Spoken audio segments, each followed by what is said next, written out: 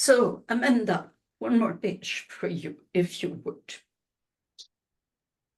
And actually, we're all going to, so Amanda, you read all of this for us, and then each of us will have a specific roll of a die. Okay. Questions for my victim. All diseases begin in the gut. Hippocrates, the father of medicine. All disease and therefore the pain body of the victim, who lost all sense of paradise, begins and ends in the gut. In choosing not to be sentient, to recover sentience, that is, to feel and sense the 6 days of victimhood, I ask myself the following questions. 1. The screech as a loss of clarity that induces fear. Am I so afraid of the unknown that I resist it? I resist it, which in turn makes me persist. Why? What would I create if I wasn't so afraid?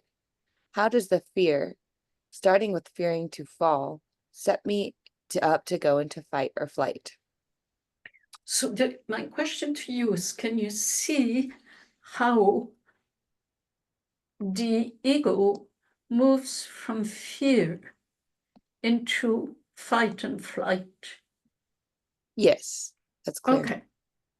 So let's continue the sequencing of victimhood. Number 2. The split mind as a loss of freedom that triggers the fight and flight response. When I perceive that it's a jungle out there, what is my tendency, to fight or to flee the scene of the imagined crime? How does my tendency set me up to experience defeat? 3. Again, can you see how from fight and flight I go into defeat? Sort of. What if you win? Like there's defeat and there's victory, I guess, when I think of fighting and flighting, but maybe I'm being kind of literal about like literally fighting. Well, I hear your question, and it's actually a provocative question. What if you win? Have you ever experienced winning and not being too happy with yourself? What do you mean by too happy with myself? Like winning and being like competitive or something? Like, or like, I don't know what You that could means. be competitive and still be honoring of your own self. But there's a place in winning that I experienced where I want to lower the other person. I want to make the other person wrong. I want to be superior. And that has a lousy feel to it. It's like I'm winning. Yeah, I won. But is it really a victory? Yeah, no, I hear that. So Yeah, going from the fight and flight response sets you up for defeat either way, because you're kind of then in this mindset of unsafety, I guess. yes. And if you're going to fight or flight, the other is going to be your enemy. Yeah. You're no longer into a place of love, which is why even if it's a victory, it's not. Doesn't feel good. Okay. Day 3. The lost soul as a loss of reception that causes defeatism. What addictions or distractions do I use to contend with my perception of being a loser? Do I use the idea of predestination? What is that? To not show up? Predestination. That's it. You got it. Do I use the idea of predestination to not show up? How does my hiding behind fate set me up for feeling entitled? Yeah. From defeatism into entitlement. I don't think I understand this. Yeah, me neither. Which one? The last sentence. You don't understand how defeatism may bring one to entitlement. Is that the question, Anna? What is defeatism? It's to project onto life a negative perspective. This is not going to work. That person is not going to come. This job, I'm not going to have it. I am not going to be able to heal my body.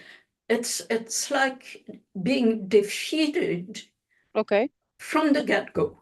Okay, now ask me that question again. Is your question, I do not understand how the ego would move from defeatism into entitlement. Is that your question? Yes. Okay, so now you know what defeatism is. Yes, like a negative projection.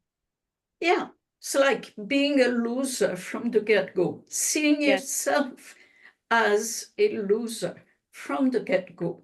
Planning for the worst case scenario. Say that again. Planning for the worst case scenario. Exactly. That's exactly right. Arguing for your limitations. Yes. Mhm. When I do that, then I'm trying to get advantages from another source. If this is not going to work, then I deserve this. Yeah, we try to compete more and to exploit more and take advantage and try to control the scenario because we feel that that's not going to work out. Therefore, I must control it. You got it. Entitlement. Very good. Thank you. You're welcome. Thank you. I have a question. Sure. Can you define entitlement as how it fits into that? Entitlement is defending a specific right to something. There's like a corruption of justice, the sense of deservedness. You know, if I cannot have, name it, then I'm entitled to have that. So as if life is not gonna work out because I saw it so, and since it's not gonna work out, I am going to make sure things are set straight and get what I deserve. yes, yes. So would you say it's kind of a function of feeling justice? Yes, Yeah. and justified as well. Feeling justified to ask for a favor. Mm. Okay. Yes, thank you. It was very, Of very course. helpful. Michael, would you have something to add to I was just going to say entitlement? it's a false. I was just going to say it's a false sense of justice Yes, that feels right from the place of entitlement. But when I define justice in a bigger realm, entitlement is not similar to justice. yes, yes. Very good. So it's like something fucked up happened. I deserve to have sweets. And, Yes, you know, yes. I deserve it. Oh, I yeah. deserve a drink. I deserve, name it, you know? Yeah. Okay. And that's the pain body as a loss in manifestation that provokes entitlement. So from there, day 5. The broken heart as a loss in innocence that vibrates as guilt. Yeah. When I do make the choice to retaliate and thus engage the bully in me, how do I also set myself up to need to atone for my violation? Might self-torture be just that, a form of penance for the guilt? Yeah. Okay. Yeah, because you feel Ouch. entitled because of this whole thing, then you You do something that violates your code, and then you feel guilty, and then you take penance on yourself. Got it. This 6. The forsaken spirit as a loss of an iron gut by way of self-torture. Just how much torture do I submit myself to daily? What can't I seem to forgive or digest? Consider, when my mind is free of fear, no one can destroy me, enslave me, or even torture me. Exactly. Does that resonate for you, Amanda?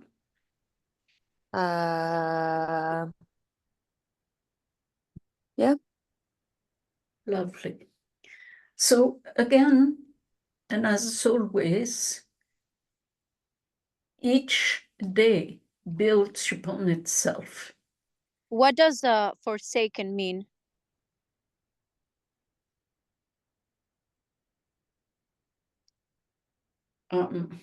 Abandoned. It's like the greatest level of abandonment that Okay. you can imagine. Okay. Okay. I believe the famous quote is from the gospel when Jesus says, Eli, Eli, lama sabachthani, which means, God, my God, my God, why did you forsake me? So that's what he cries when on the cross, and when our ego is on the cross, crucified by life, there's the tendency to question God and say, why did you do that to me? It's perfectly human response.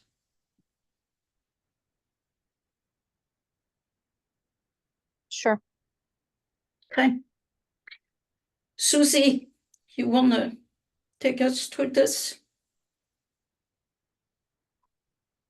Yes, please. Okay. Oh, forgive me.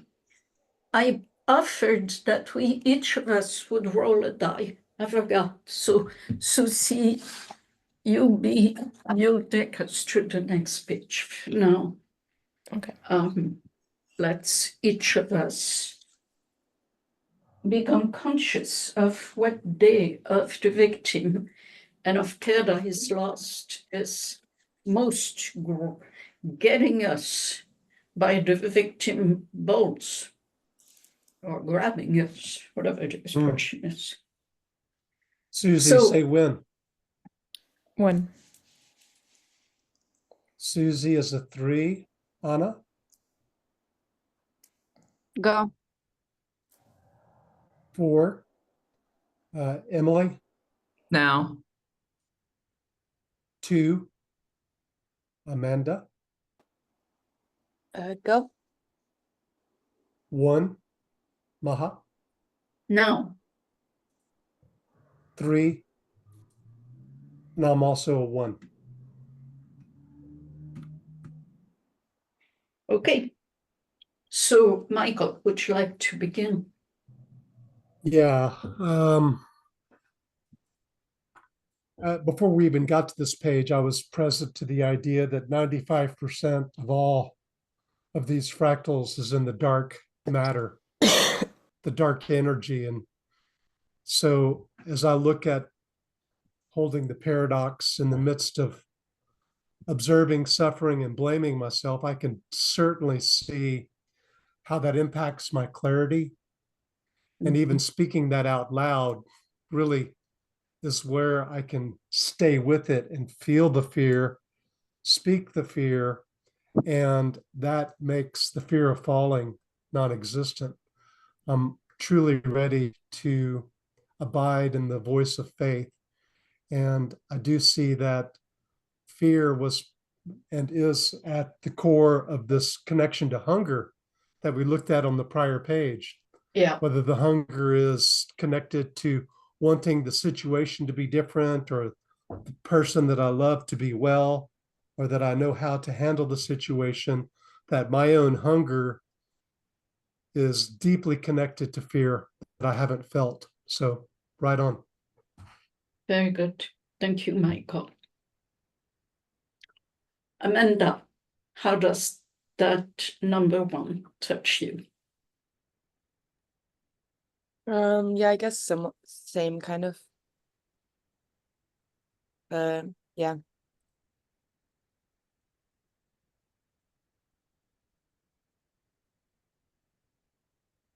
But yeah, I don't really know what else to add to it.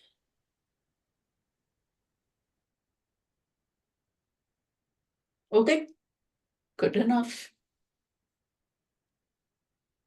The part also that this speaks of is the loss of clarity induces fear.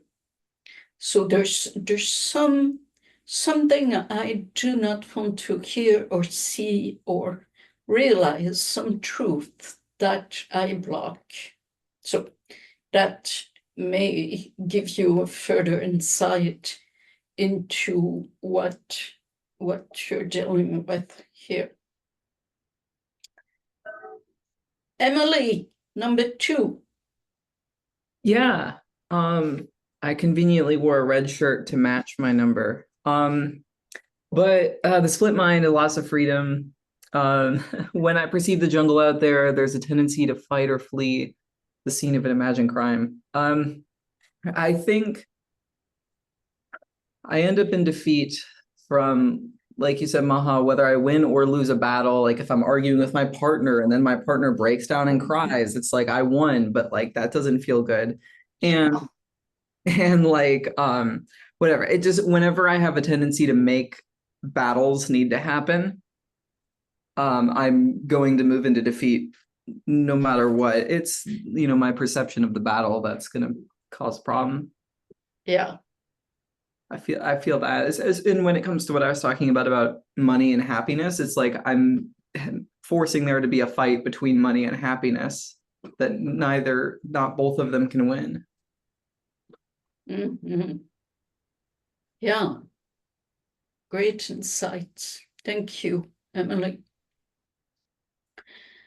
So, Susie, the lost soul, and how losing reception causes defeatism. Yeah, I think for me, this has been, like this week in particular this has been highlighted this week in my life, so it's very appropriate that I got this one. But I think, how do I use the idea of predestination not to show up was what had a little bit more heat to it, because I've been feeling like I'm waiting for something to click in for me to act, right? Like I'm waiting for God to do something so that I can be like, oh, this is it. So I feel like I'm still maybe participating in certain areas of my life, waiting for a cue, like a divine cue, right? Whether, Yeah. whatever the goal may be, versus just showing up already ready to be ready, or just to yeah. Beautifully said. Thank you, Susie. And you and I had the same week, clearly.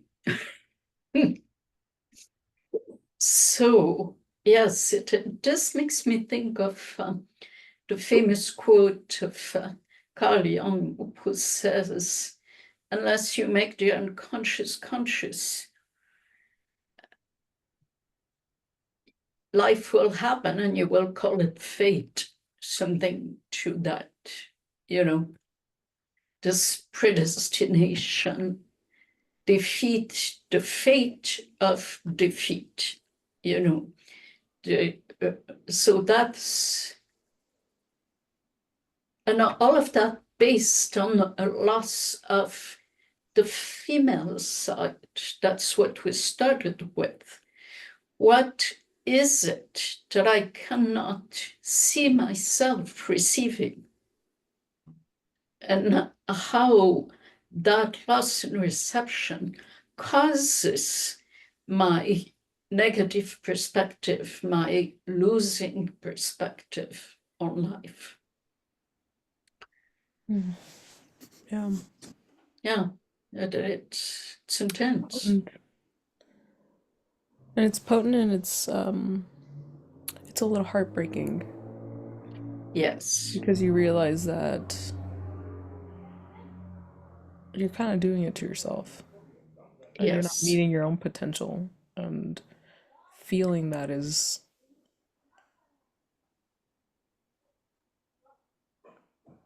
I don't know what the word is for it, right? It's kind of vacuous. Persnickety and Empty. challenging. Yeah. Like you're aware of the void, right? Like, yeah. And there's a part in terms of the lost soul that I am quite familiar with, and that I would imagine any creative, any artist being is on a first name basis with. Because in the dark night of the soul, which is what is being spoken about, there is a purpose to the dark night of the soul, and I have seen it 1,000 times, and I am in no way exaggerating that. The purpose of the dark night of the soul is an invitation to go deep into the abyss to retrieve the particle of light that is entrapped there. That particle of light is what I am yet to receive. As I allow myself and the creative process to unfold and remove the fear element out of being in the dark night, then I'm guided to that particle of light. And it is unmistakable how the circumstances have actually led to that remembering to that placing all the membranes again together so that there would be a coherence in what is being received. So, again, allowing myself to be in the abyss. Number one, realizing, because it's so intense at times, that there's not even a consciousness of being in the abyss because it's so intense. So number one, becoming conscious that here I am again. And number two, give myself permission. And then it's like some sort of inner laser vision occurs to where the trapped particle of light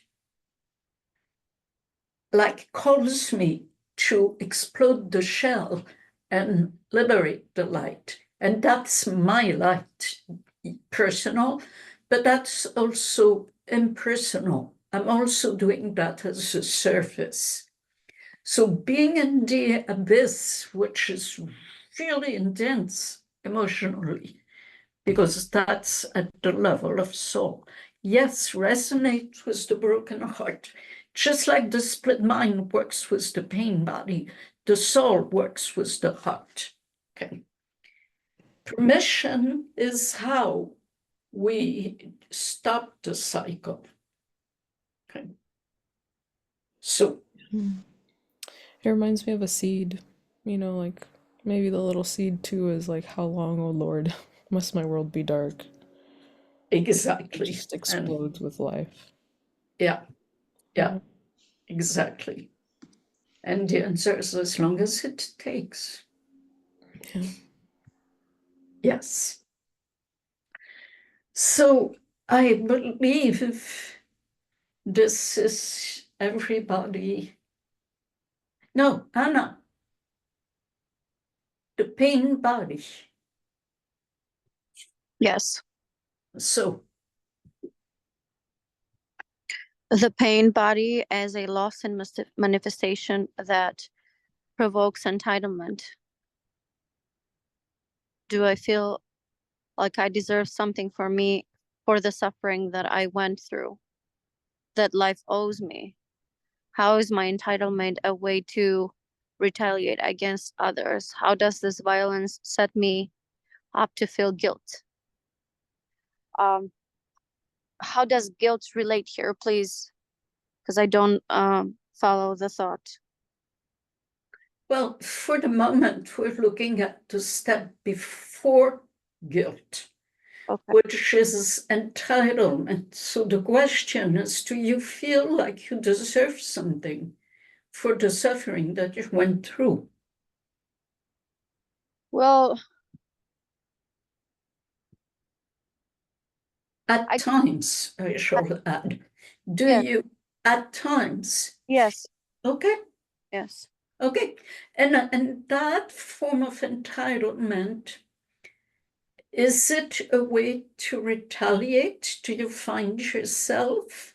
Do you find within yourself that this sense, corrupted sense of deservedness, motivated or has a taste of retaliation? And you're on mute, dear one. Yes, yes. Okay. So that's where the victim gets you. That's the day for you, that's the day you need to pay attention to. For Susie and I, the lost soul. For Emily, the split mind and the fight and flight. So for Susie and I, defeatism. For Emily, fight and flight. And for Amanda and Michael, fear. Just do anything you can, if only by starting the day and repeating yourself throughout the day. I wish to become aware of the fear that grabs me. Just doing that will create some space around it.